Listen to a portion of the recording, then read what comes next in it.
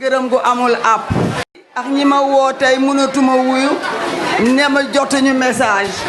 ñooñu ñëpp ma leen di jéggalu di leen ñaan nañ ñu baal ak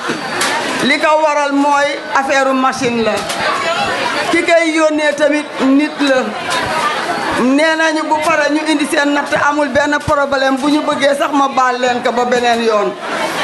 ñun nañu ànd rek laa leen waxoon te si loolu laa nekk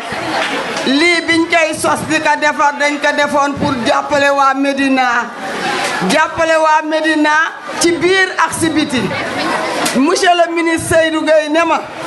jàppaleel waa Médina yéen ñii fi nekk muy man ak ñi ñu àndal ak ñi nekk suñu ginnaaw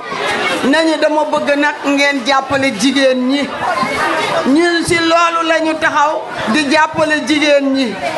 ñu ngi woon ci 8e édition ñu ngi ci 9e édition boo gisee ñu tëb sax benn édition ndax 10e la ñu waroon a def dafa fekk yaram yi dafa sutante woon lii may def sax monsieur le ministre daf ma ko tere ndax xam na ne mënuma ko waaye nag ñi la bëgg ñoo la sonal ku la bëgg rek moo la sonal ku nekk naan ma démarreel calebasse bi kañ lay yegg kañ lay jóg ma di leen xamal ne tànk bakke nañu koy may ñun ñii ànd dinañ ko yeggali incha allah ci kàttanu yàlla. ñuy natt ku ci nekk 600 francs ak valeur de 1000 francs ku xool paan yi mu teg fii xam ne du valeur de 1500 francs parce que ku ci gagné dinañ la jox paan jox la dëwlin juróomi litre jox la saaku ceeb yëkkati xaalis teg ko ci sa loxo loolu lépp ngir ndimbali njaboot gi dimbali ñu ñëpp. Wally Diop daal a ngi fi nekk di def lu baax jàppale doomam ñu naan ko Seydou Gueye de bu amoon ñett ñu mel ni Wally Diop fii ci Médina dina dajal Médina waaye nag yàlla baax na Wally Diop daal dañ koy ñaanal gudd fan ak wér di ko ñaanal taxawaayam yàgg di ko ñaanal lépp lu mu nam yal na ko yàlla mottali li ñuy wax naan Wally yàpp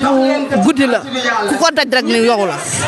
looloo ma dal sama diggante ak moom te koo jox micro bi tamit mu wax la ko sa diggante ak diggante mag moom Wally Diop a ngi daal lii ci gën a tuuti daal pour te dire daal ñu ngi koy ñaanal jàmm ak salaam ak xéwal jërëjëf.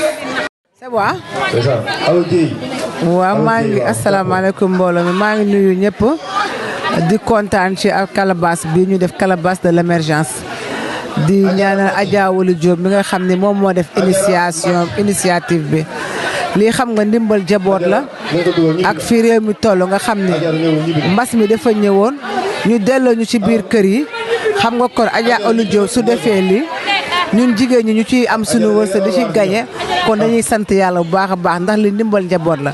ndax boo gañee am ci diwlin am ci ceeb ak ya ca biir yëpp nga xam ne jigéen da koy soxla kon la lépp sant yàlla la ñuy gërëm Adja Wally Diop bu baax a baax ndax initiative bi ci moom la jóge wasalaam.